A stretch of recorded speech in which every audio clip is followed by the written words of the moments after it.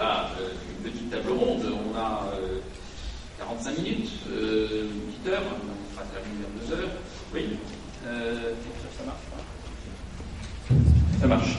L'idée est de prolonger un peu pour essayer de voir un peu comment on a mené toutes ces expériences en France et l'expérience qu'on peut avoir. Alors, j'en profite pour vous présenter l'équipe des experts clés français d'AGBO. Donc, Jean Parmentier, alors, toutes les personnes que vous avez devant vous sont des praticiens. Nous ne sommes pas des consultants. Des praticiens, donc on parle le même langage que vous. On est tous des praticiens de la chose budgétaire, de la gestion publique financière. C'est là, en tant que praticien, qu'on vient travailler avec vous. C'est important. Ils sont là, certains sont déjà arrivés, d'autres restent un peu la semaine prochaine, pour vous rencontrer avec quelques rendez-vous les uns les autres, première visite, pour faire ce qu'on appelle dans le journal la situation de l'existant. Avant de commencer à travailler ensemble, il faut, et c'est normal, on commence toujours par là, quelle est la situation de l'existant, où en êtes-vous dans les différents domaines, avant ensuite de passer à une étape suivante, c'est quelle est l'ambition qu'on veut se fixer, comment y arrive-t-on et comment on travaille dans les groupes de travail qu'on a mis en place. Donc Jean Parmentier, bien connu de certains d'entre vous parce qu'il est déjà venu enquêter sur beaucoup de projets, est en charge du groupe de travail avec vous sur le groupe de travail des textes législatifs et réglementaires. Jean-Yves Parseny, qui est déjà venu une première fois, donc, est en charge des sujets pour le jumelage, on change plein de choses à Paris, pour le jumelage des sujets de contrôle. Jean Saréo est en charge des sujets de nomenclature. Bernard Gouette est en charge du sujet de système d'information, mais il vous expliquera que ce n'est pas que de la technique, les systèmes d'information, et il a travaillé sur ces sujets en France longtemps. Philippe Leray est en charge des sujets comptables, et Emmanuel Miard est en charge des sujets de performance et de dialogue de gestion, et d'audit des programmes. Voilà. Donc, c'est des sachants. Et alors, je vais leur poser quelques questions, mais on aura aussi, j'espère, quelques questions de la salle. Alors, c'est plus logique de commencer peut-être par la nomenclature, dans l'ordre logique. Peut-être demander à Jean Saréo de nous rappeler pourquoi nous avons bâti mission programme en France, et quels ont été les principaux problèmes de constitution, justement, de ces missions et ces programmes.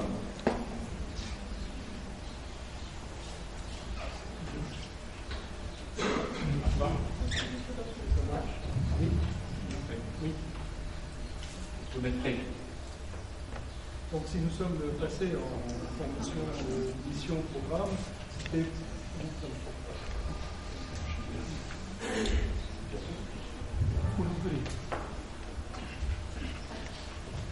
bien, c'est justement pour répondre aux objectifs dont on a largement parlé ce matin, c'est-à-dire de prendre en compte l'organisation budgétaire orientée sur des objectifs, orientée sur la performance. Donc une analyse des dotations budgétaires qui faisait abstraction d'une pure ventilation par nature de charge et qui était ventilée, construite sur la définition, l'orientation d'objectifs afin de mesurer l'action publique. Alors, il faut savoir que nous sommes passés d'une organisation où le nombre d'unités de vote, c'est-à-dire des chapitres, était très élevé, c'est-à-dire plusieurs centaines. On a eu même une époque où nous avions près de 1500 chapitres budgétaires, et la construction à laquelle nous sommes parvenus, qui est en mission et en programme, a contribué ou a abouti à la création de moins de 50 missions, 48 je crois exactement, et 125 ou 130 programmes, une structure relativement stable dans le temps. Il y a eu donc des réflexions très longues. J'étais intéressé tout à l'heure par le rappel que vous avez fait dans les ministères pilotes de vos réflexions sur la création, la composition de votre organisation en programme. C'est un travail que vous avez déjà élaboré. Nous l'avons élaboré au moment où la loi de 2001 a été votée, c'est-à-dire qu'elle a été votée sans structure de programme. Nous avons dû à ce moment-là nous mettre en mettre en œuvre toute notre réflexion pour aboutir à la construction de missions et de programmes. Vous avez, je crois, l'avantage, un atout important, que c'est une démarche que vous avez déjà entreprise et que vous avez déjà pu valider le fonctionnement, puisque vous nous avez bien montré tout à l'heure comment certains de vos ministères raisonnent en matière de programme, élaborent des demandes budgétaires sur la base des programmes, même s'ils ne sont pas opérationnels dans la gestion. En tous les cas, vous avez déjà fait cette analyse et cette réflexion et disposé d'une structure en programme. Alors, pourquoi les missions? Pourquoi on a pris cette notion de mission et pourquoi on a des missions interministérielles et à quoi ça sert? Donc, nous avons par ministère des programmes. Les ministères comprennent des programmes entiers. Il n'y a pas de programme qui dépasse la structure ministérielle. En revanche, il y a des missions interministérielles, ou non interministérielles d'ailleurs, qui comprennent plusieurs programmes. Et la mission est l'unité de vote par le Parlement. C'est-à-dire que le Parlement a un pouvoir d'amendement des dotations portant sur les programmes, mais à l'intérieur d'une mission. Donc, une mission, elle fera toujours 100, mais la décomposition entre les programmes pourra varier en fonction du vote du Parlement. Et alors, on a parlé des programmes support, comme François Réau s'est occupé longtemps des affaires étrangères. Comment ça a été traité, par exemple, aux affaires étrangères, qui est un sujet pas facile, hein, la diplomatie, la GBO, de la diplomatie, comment ont été traités ces problèmes de fonction support, par exemple? Alors, ce que je disais à l'instant, c'est que la structure en programme avait peu évolué.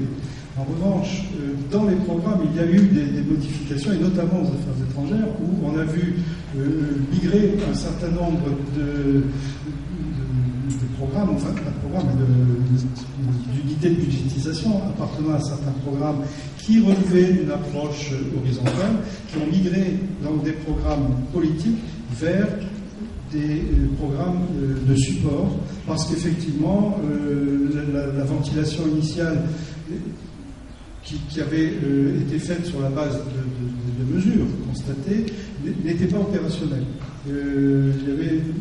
C'était un peu artificiel d'avoir ventilé certaines charges communes, et donc on s'oriente progressivement vers la prise en compte d'un programme qui supportera l'ensemble des dotations de fonctionnement du réseau diplomatique. Mais le réseau diplomatique est lui-même ventilé entre plusieurs activités, le consulaire, l'aide au développement, la politique. L'ensemble de ces politiques est élaboré ou fonctionne grâce à des dotations communes qui sont maintenant regroupées, et c'est l'usage qui a finalement contribué à regrouper les dotations de fonctionnement horizontales, alors qu'au départ, une approche très lolfienne des choses avait contribué à les ventiler pour les mettre près des responsables des programmes politiques. Alors, donc, ça veut dire du pragmatisme, et que ce qu'on a fait un jour peut évoluer compte tenu de la pratique pour voir effectivement comment ça fonctionne. Alors, la nomination a été difficile. Qui sont les responsables de programme? Est-ce que ce sont les opérationnels, les directeurs généraux, des finances, d'affaires financières? Comment ça a été fait? Alors, il y a eu une discussion au départ. On ne savait pas comment allaient être structurés les programmes. Est-ce qu'ils allaient être fidèles à l'organisation administrative? Ce qui finalement n'apportait pas grand-chose. Si on calquait exactement l'organisation administrative pour la traduire en organisation de programme, eh bien, on n'allait sûrement pas au bout de l'exercice. Donc, il a fallu effectivement identifier des responsables de programme qui, bien sûr, étaient des responsables administratifs de haut niveau. Mais il y a eu des modifications de frontières. Il y a eu des programmes qui ont fait émerger des responsabilités qui n'étaient pas identifiées. Alors, je prends par exemple les affaires étrangères, où le programme diplomatique, le programme 105, donc, est aujourd'hui connaît comme responsable de programme le directeur politique. C'est un directeur qui n'a pas beaucoup de moyens financiers. En fait, son action quotidienne n'est pas de gérer des crédits. Mais incontestablement, la structure en programme l'a fait identifier comme responsable d'action administrative, enfin budgétaire, alors que cette fonction est plus naturellement exercée par le directeur général de l'administration. Alors, ça c'est un point important et je voudrais juste insister pour avoir travaillé sur ces sujets. J'avais un ministre qui était ministre, on avait mis de la réforme budgétaire, il s'appelait comme ça, le budget de la réforme budgétaire pendant 3 ans, Pierre de Vallol, Alain Lambert, qui avait dit cette phrase: il ne faut pas que les programmes soient les écrins dorés des administrations. Et je ne veux pas retrouver une direction, un programme. Quand on regarde la cartographie, on avait à peu près 200 directions d'administration centrale et on aboutit la première année à 130 programmes. Donc, c'est-à-dire qu'on avait fait quelques modifications. En fait, il y avait 3 catégories. Première catégorie, une direction égale un programme. Ça arrive quand même souvent. Le programme pénitentiaire, il y a un directeur de l'administration pénitentiaire, le programme police, il y a un directeur de la police, etc. Donc, deuxième cas de figure, il y a un directeur qui peut avoir plusieurs programmes à sa disposition parce qu'il mène plusieurs politiques. Le directeur de l'emploi, le délégué général de l'emploi en France, a 3 programmes, c'est plusieurs politiques d'emploi. Le directeur général du Trésor pilote plusieurs programmes, le directeur des collectivités locales, etc. Donc là, pas de difficulté. Le troisième cas de figure est plus compliqué. Le problème, c'est l'identification des politiques. Et donc, on a identifié un programme comme étant une politique, et on s'aperçoit qu'il y a 2, 3, 4 directions ou directeurs qui composent ce programme. Comment faire? Alors, c'est le choix qui a été fait. Ça a été bancal au début, parce qu'un responsable de programme, c'est une responsabilité managériale avant toute chose, on l'a dit. Projet de performance, rapport annuel de performance, pilotage en interne, des crédits, dialogue gestion, mais il n'a pas d'autorité hiérarchique sur les autres directeurs. Alors, bien sûr, le programme, c'est un directeur. Alors, parce que c'était le plus ancien, le plus possible d'apparaître, le plus gros, il y a eu les figures, parfois le secrétaire général à défaut. Et on a attendu, c'est par étapes, une grande réforme qui est celle en France de la révision générale des politiques publiques pour aller jusqu'au bout du processus. Et dans beaucoup de cas de figure, on a fusionné des directions. C'est-à-dire qu'on a divisé le nombre de directeurs. Et donc le plus bel exemple, il est aux finances, parce que les finances montrent l'exemple. On avait en France une direction générale des impôts qui contrôlait et établissait l'impôt, une direction de la comptabilité publique qui collectait l'impôt et payait la dépense. Ces 2 directions étaient dans un même programme, qui était le patron.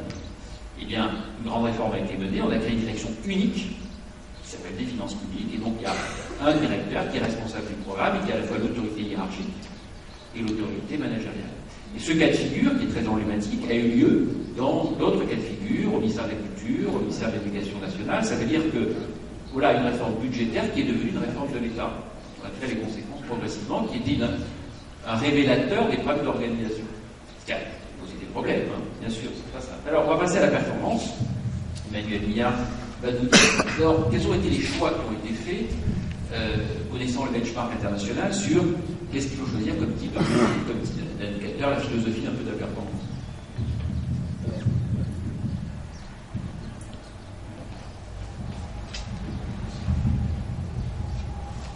Sur les choix qui ont été faits, il faut quand même rappeler simplement qu'en France, la France s'est inspirée des modèles existants. On ne s'est pas lancé comme ça, tête bêche, dans la démarche. Donc on a observé ce qui se passait un peu à l'étranger. C'est fortement inspiré, comme tu disais, du Canada, l'expérience canadienne, des Néo-Zélandais, des pays scandinaves qui ont commencé à lancer cette démarche dans les années 70, qui sont un petit peu revenus d'ailleurs sur leurs ambitions. Et donc en France, on a aujourd'hui un modèle qui, je dirais, est un petit peu le produit de tout ça, qui, depuis 2006, d'entrée en vigueur de la LOLF, a quand même subi un fort resserrement en termes d'objectifs et d'indicateurs. À la différence de nos collègues britanniques, par exemple, que l'on fréquente assez souvent, en France, on a choisi d'avoir des objectifs et des indicateurs sur l'ensemble des politiques publiques. C'est un choix fondamental. En Grande-Bretagne, effectivement, comme le disait Franck, il se concentre sur quelques politiques publiques qui sont souvent des politiques publiques, je dirais, inspirées, orientées en fonction de certains choix politiques, voire même certains choix médiatiques. En France, non, ce n'est pas le cas. En France, on a voulu couvrir toutes les politiques publiques. Et donc, on a, depuis 2006, fortement concentré le dispositif, puisqu'on est parti d'à peu près 1600 indicateurs à aujourd'hui un peu moins de 1000 indicateurs, sur donc 170 programmes, en donc budget général et budget annexe. Et ce qui fait qu'en réalité, j'écoutais vos collègues tout à l'heure qui présentaient la proportion objectifs indicateurs. On est finalement pas très loin en termes d'indicateurs par objectif. Aujourd'hui, un programme, c'est classiquement 2 objectifs et à peu près 2 objectifs, voire 3 objectifs, et puis 1 à 3 indicateurs par objectif. Donc on est dans un dispositif qui reste pilotable. J'entendais tout à l'heure parler de lien avec la budgétisation. Je pense qu'il est important. Il faut insister là-dessus, le lien avec la budgétisation. C'est un sujet qui est souvent rappelé et qui est important. Il n'existe pas aujourd'hui dans le monde de pays ou d'expériences qui budgétisent par la performance. Ça n'existe pas. Qu'on soit clair là-dessus. Et en tout cas, moi, je ne suis pas là pour vous vendre un modèle. Je dis les bons côtés et les côtés qui sont un peu moins développés. Comme le disait Franck, effectivement, en France, et ça dépend de certains ministères, on peut budgétiser par la performance. Certains ministères le font. On a cité l'enseignement supérieur. L'agriculture le fait également. L'agriculture le fait. Le ministère de l'Intérieur également, puisqu'il y a une forte tradition du chiffre, tout comme le ministère de la Défense. Et puis il y a d'autres ministères qui sont, je dirais, un petit peu plus éloignés de ces cultures-là, qui sont les ministères régaliens, justice, affaires étrangères, etc. Et encore, puisque ces ministères ont entendu une démarche assez forte, justement, de mise à plat de l'ensemble de ces objectifs indicateurs. Est-ce qu'il n'y a pas une tentation de la direction du budget d'utiliser les ratios de productivité, quand même, indicateurs de déficience de productivité, pour essayer d'en tirer des conséquences? Effectivement, cette démarche-là n'est pas non plus complètement décorrélée de nos préoccupations budgétaires. On a en effet introduit maintenant depuis 2006 des indicateurs qu'on appelle des indicateurs transversaux, qui concernent donc les ressources humaines, par la productivité, qui concernent également l'immobilier, qui concernent l'informatique et qui concernent aussi d'autres sujets concernant les fonctions support. Et pour ces indicateurs, ce sont les mêmes indicateurs pour tous les ministères. Et tous les ministères doivent donc renseigner en prévision comme en exécution ces indicateurs. Et nous, je ne vais pas le dire, mais en pratique, ça nous permet ensuite de faire des comparaisons sur les bons et les moins bons élèves. Et puis d'engager une discussion dans un dialogue de gestion sur les pistes d'évolution possibles pour finalement faire converger à la fois les moyens et les résultats vers les cibles. Donc on ne peut pas dire qu'on soit complètement décorrélé de la budgétisation.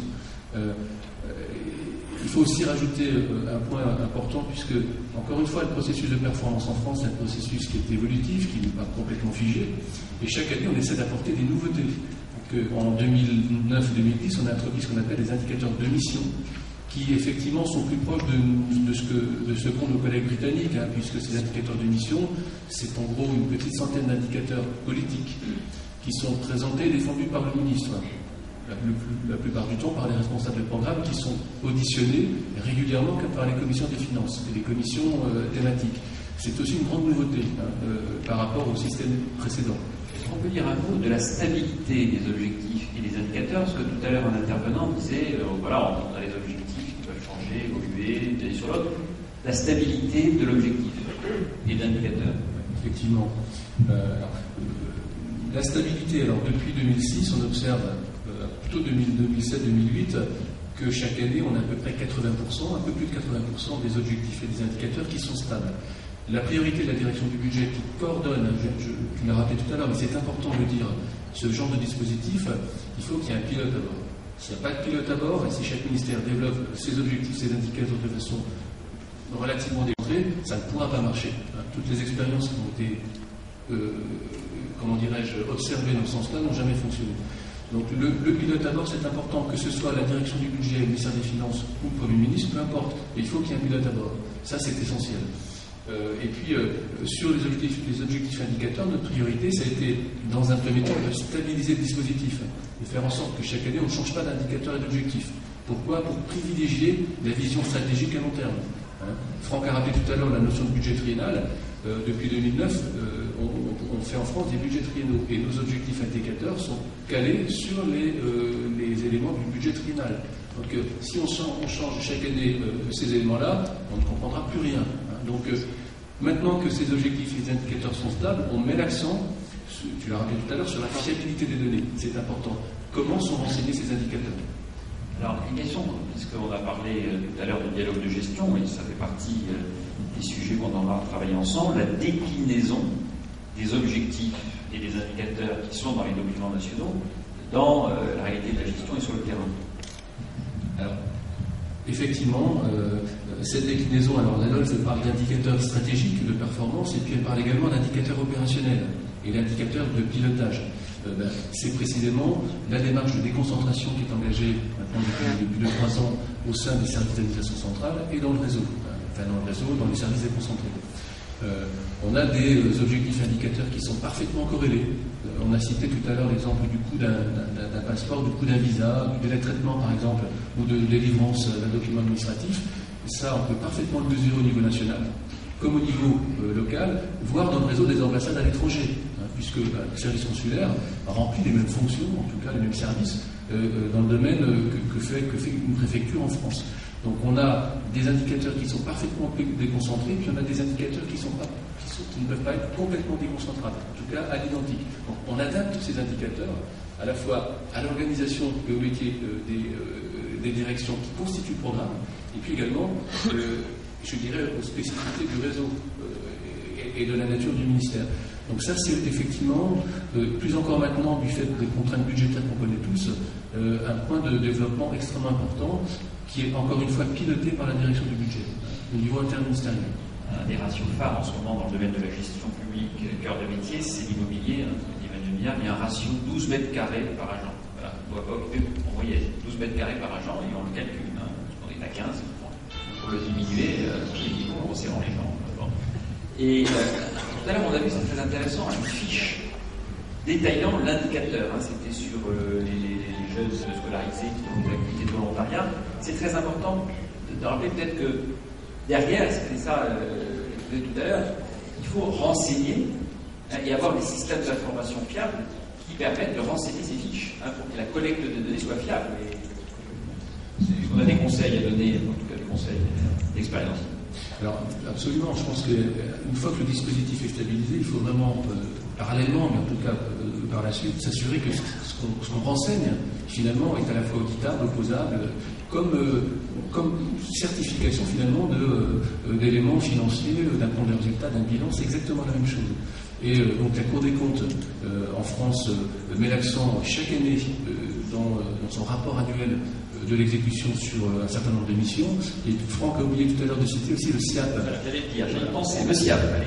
Je veux dire un mot du comité interministériel d'audit des programmes qui va changer de nom.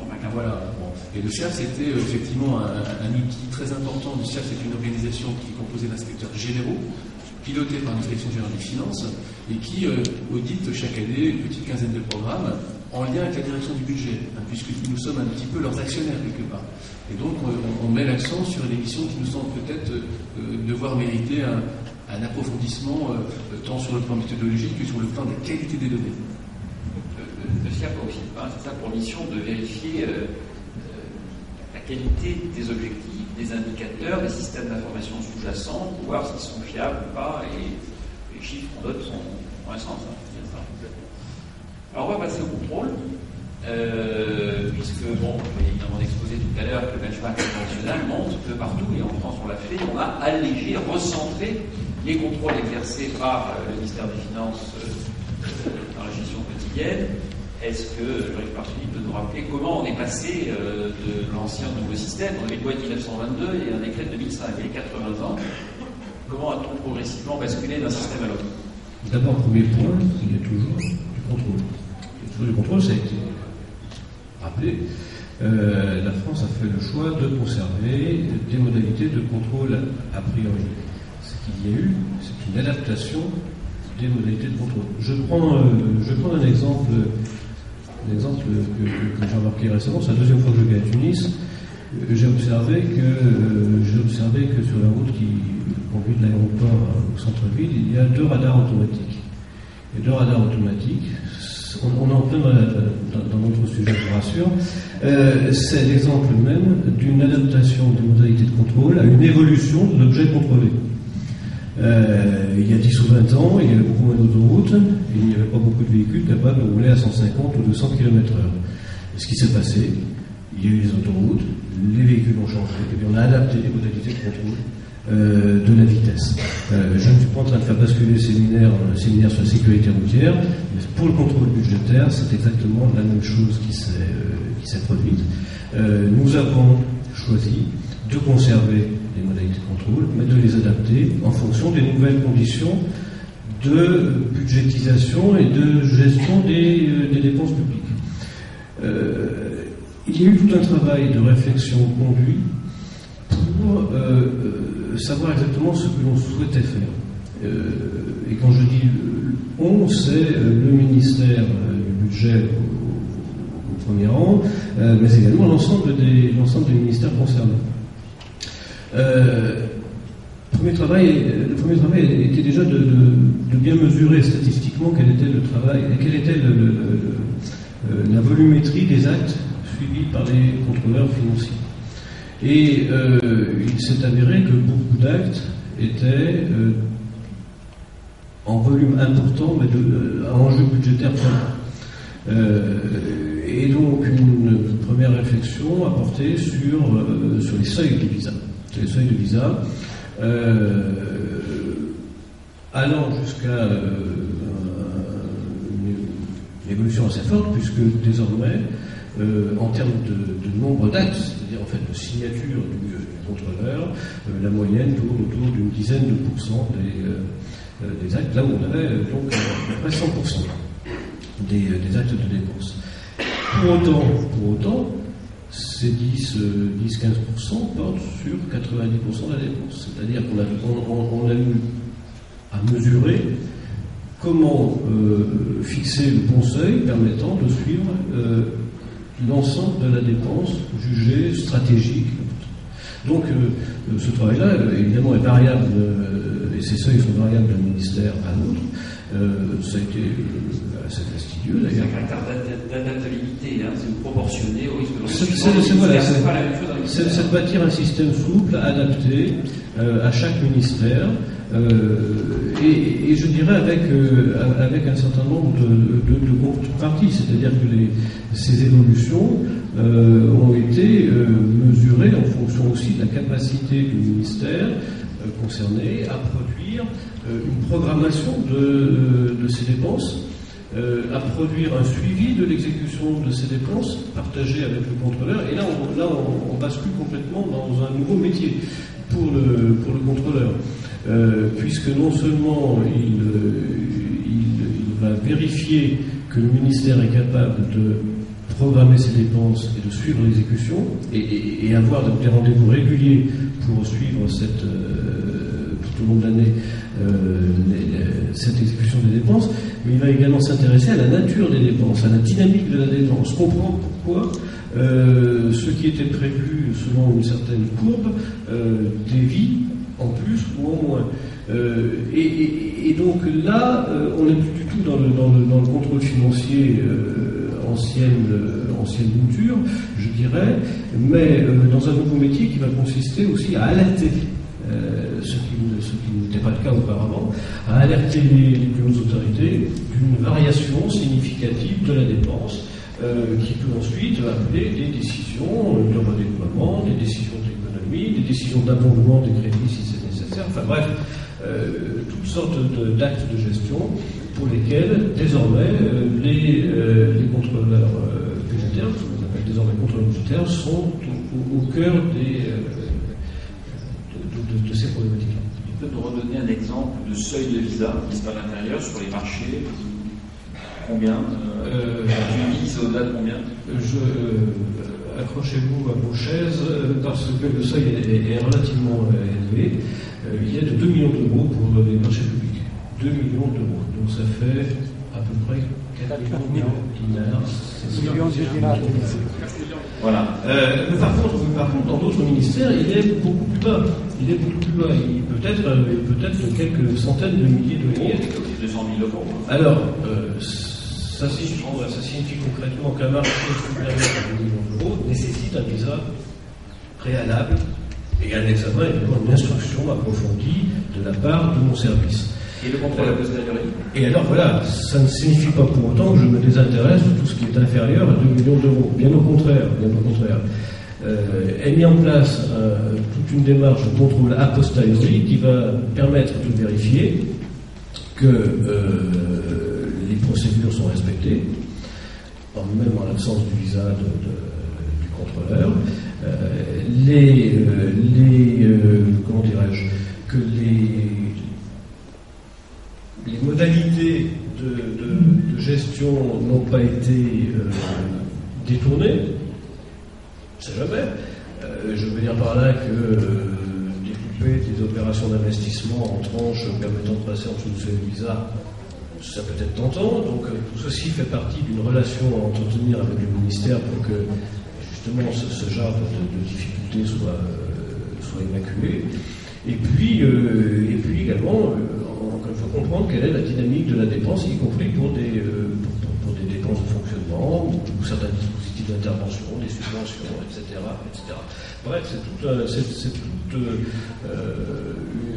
nouvel horizon, un nouveau champ qui s'ouvre pour les contrôleurs qui ont à nouer aussi une nouvelle relation avec les ministères qui sont chargés de contrôler. Dernière question. En France, donc on ne peut plus refuser un visa pour des raisons juridiques, uniquement sur des raisons de soutenabilité budgétaire. Est-ce que c'est toujours facile en pratique de ne pas regarder les éléments juridiques? Alors facile, je n'utiliserai pas le terme facile. Par contre, oui, ça existe.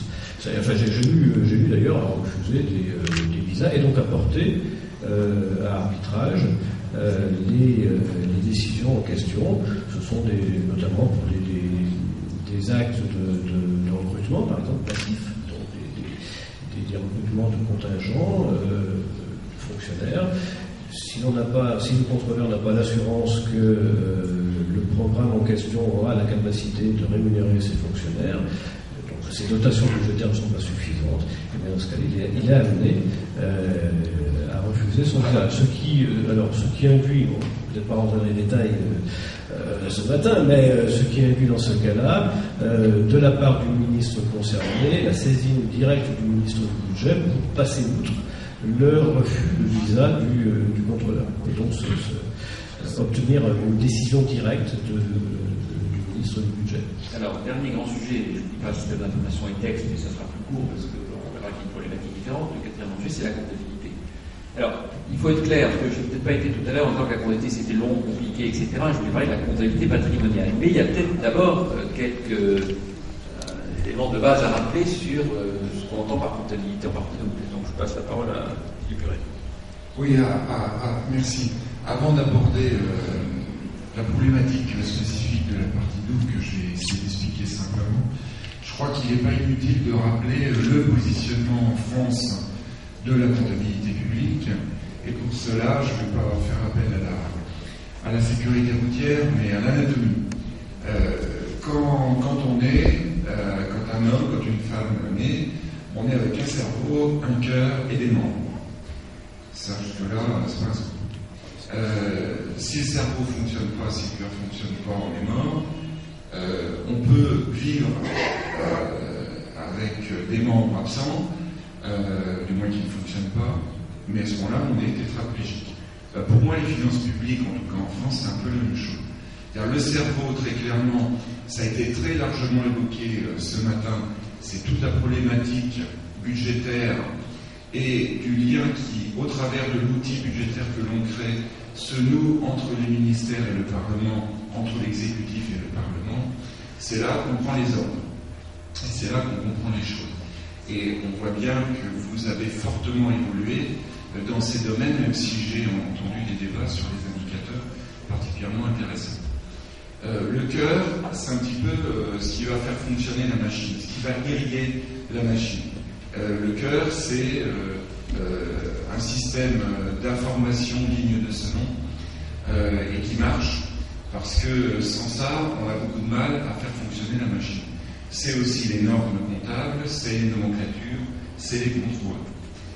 Et puis, il y a les membres, il y a les bras. Là, on est un peu dans la comptabilité publique. C'est-à-dire qu'on prend les ordres qui viennent du Parlement, on prend le système d'information et les éléments qui sont donnés par les nomenclatures et on les fait fonctionner. Et donc, la comptabilité publique, pour moi, c'est d'abord être les jambes et les bras qui vont faire fonctionner la machine. Alors, ça veut dire concrètement quoi? Ça veut dire concrètement que lorsqu'on raisonne comptabilité publique, on va raisonner autour de l'exécution budgétaire. C'est quand même le b.a.-ba. Et quand on regarde tout ce que font tous les pays, en premier lieu, la comptabilité publique sert véritablement à l'exécution budgétaire. Donc la comptabilité que l'on va créer, ça va être une comptabilité d'exécution budgétaire. Alors ça a longtemps été comme ça en France, quasiment jusqu'en 2001. Comme l'a dit tout à l'heure Franck, la nouvelle loi organique, elle a d'abord indiqué qu'il y avait des comptables, ce qui n'était pas le cas de la précédente, ce qui pour nous a été très flatteur. Et des comptables publics. Et des comptables publics. Et la deuxième chose, elle a bien dit clairement qu'il n'y avait pas une comptabilité, mais trois comptabilités. Il y a la comptabilité budgétaire, il y a la comptabilité générale qui doit se rapprocher d'une comptabilité d'entreprise, et il y a la comptabilité d'analyse des coûts. Donc il n'y a plus une comptabilité publique, il y en a trois. Et trois dimensions de la trois dimensions, oui, voilà, c'est pas des comptabilités doubles, hein. C'est plus exactement trois dimensions différentes de la comptabilité. Donc la première chose, c'est la comptabilité budgétaire. La seconde chose, c'est une comptabilité générale. Et le travail qui a été fourni en France depuis 2001 a été absolument colossal pour véritablement construire une comptabilité patrimoniale. À quoi ça sert une comptabilité patrimoniale? La comptabilité budgétaire, on l'a vu, c'est une comptabilité d'exécution. Le budget, il est annuel. Il peut y avoir des plans pluriannuels. Mais l'exécution et la définition du budget est annuelle. La comptabilité patrimoniale, c'est très différent dans l'esprit. En reflétant dans une comptabilité tous les événements financiers qui constituent le patrimoine d'une collectivité comme l'État, quelque part, et de façon très ronflante, excusez-moi, c'est un peu ce que je pense, et de temps en temps, pour un comptable, ça fait du bien de jouer les biceps, c'est un peu retracer l'histoire au niveau comptable et financier, retracer l'histoire d'un pays. La Joconde, elle fait partie de l'histoire de France. Aujourd'hui, on vient d'hôtel 1 euro parce qu'elle est inévaluable. Voilà. C'est des biens exceptionnels. Château Versailles, 1 euro. Mais elle est retracée aujourd'hui spécifiquement dans la comptabilité. Et donc, la gestion patrimoniale de la France aujourd'hui, petit à petit, ça se resserre, elle est retracée comptablement. Ce qui n'était pas le cas il y a 10 ans. Il y a 10 ans, on n'a même pas une certitude sur l'exactitude du patrimoine de l'État. Et donc, via la comptabilité patrimoniale, on a dû tenir petit à petit dans chaque ministère une vraie comptabilité, un vrai recensement déjà, recensement de ce qu'était effectivement le patrimoine détenu par l'État, puis ensuite il fallait le valoriser. Alors soit on pouvait le valoriser aux valeurs de marché, soit on n'en était pas capable. La Joconde, c'est un cas que tout le monde peut comprendre, ça vaut 1 euro parce que ça n'a pas de valeur. Ou plutôt ça a tellement de valeur que ça n'en a plus. Donc on s'est pas évalué, c'est la valeur de reconstitution. Voilà. Donc voilà, il me semblait que ce n'était pas inutile de rappeler effectivement ces éléments. Donc la comptabilité patrimoniale, quelque part, son utilité, ça va être de donner une information en profondeur que la simple exécution budgétaire ne peut pas donner. On est plus dans l'instantané, indispensable et fondamental.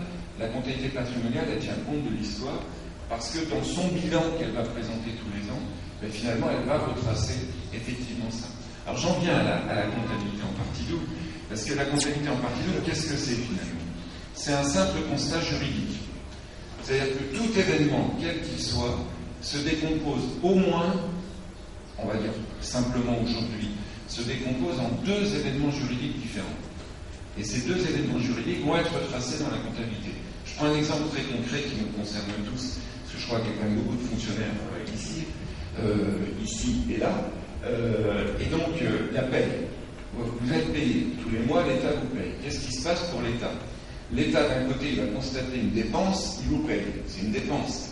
Puis d'autre côté, il va constater une sortie d'argent.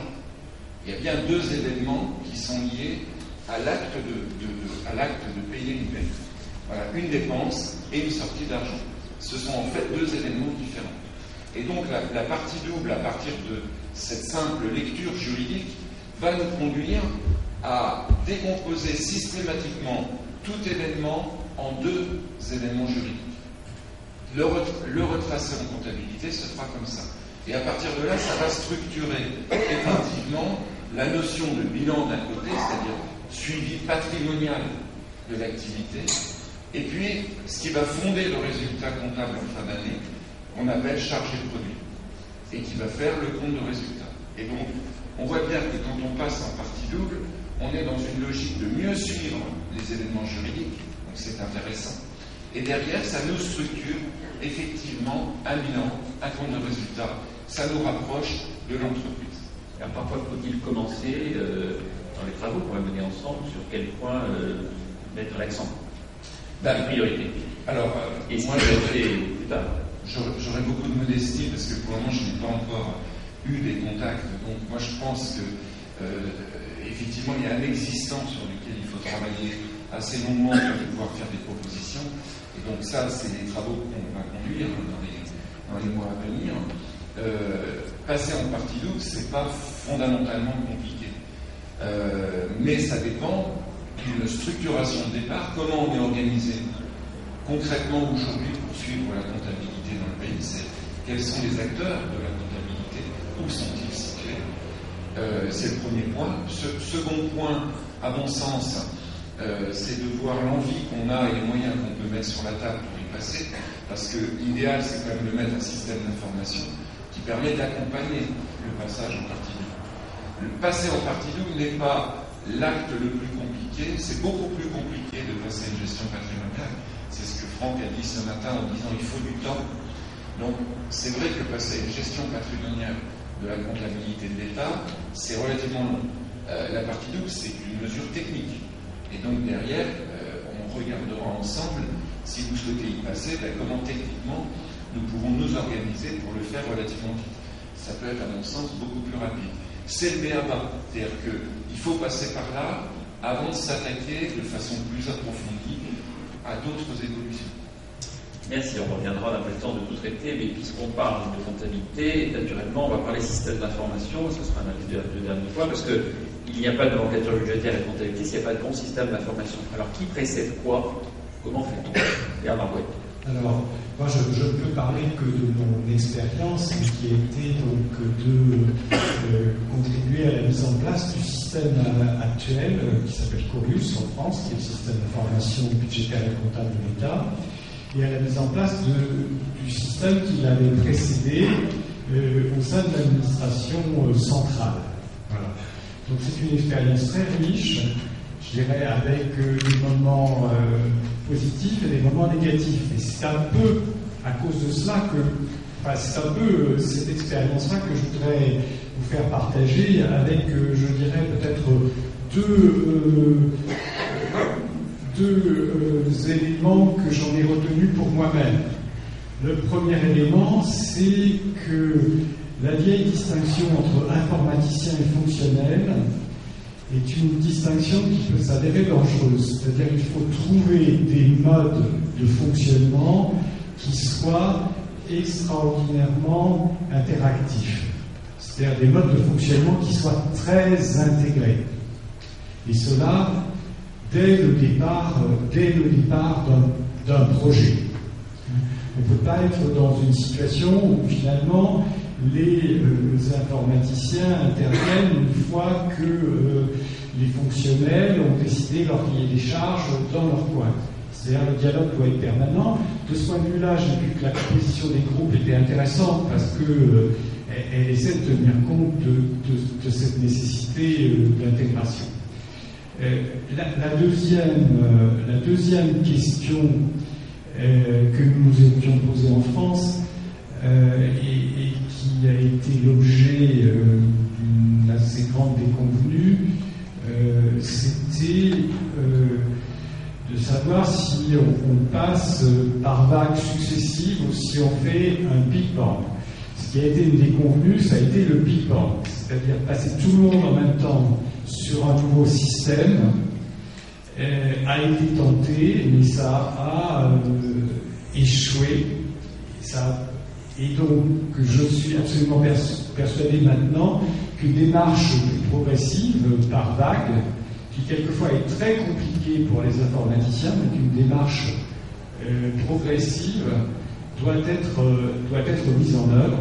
De ce point de vue-là, le fait que vous ayez 5 ministères expérimentateurs est quelque chose d'intéressant. Ça pourrait être intéressant peut-être de voir comment ces 5 expérimentateurs peuvent déjà tester dans une version un peu adaptée des systèmes actuels une gestion budgétaire par objectif. Il y a le choix entre un système construit en interne par l'administration et un système acheté sur le marché avec des logiciels. Qu'est-ce qu'on peut dire en 10 minutes? Débat pas facile. Donc en France, comme vous le savez peut-être, on a fait le choix de passer à un système acheté, c'est-à-dire à un logiciel de gestion intégrée, en anglais Enterprise Resource Planning, donc un système vendu par un éditeur que nous avons paramétré selon nous. J'ai envie d'esquiver un petit peu la question.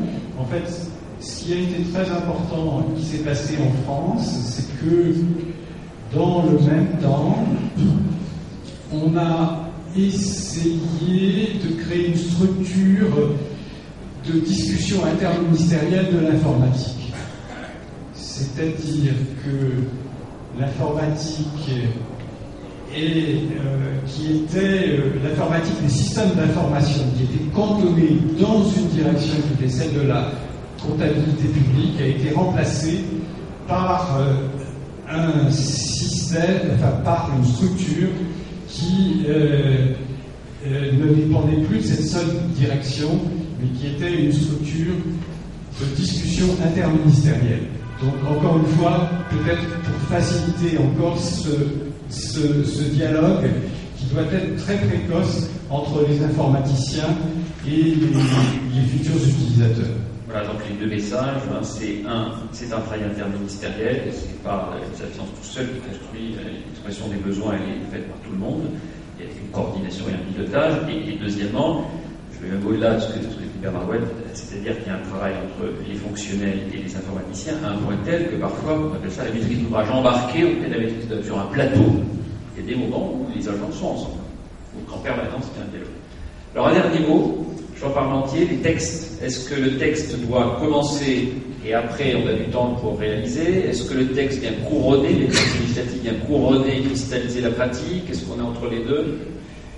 Oui, alors effectivement, il ne faut pas que justement un raisonnement, je dirais préalable, indispensable, paralyse la construction du système. Je crois que ce n'est pas votre cas, vous avez pris les textes les plus importants, ce qui vous permet de faire une expérimentation. Mais maintenant, il faut effectivement peut-être aller plus loin, et en fonction des groupes de travail, du résultat des groupes de travail, avoir une préoccupation transverse qui est celle des textes nécessaires.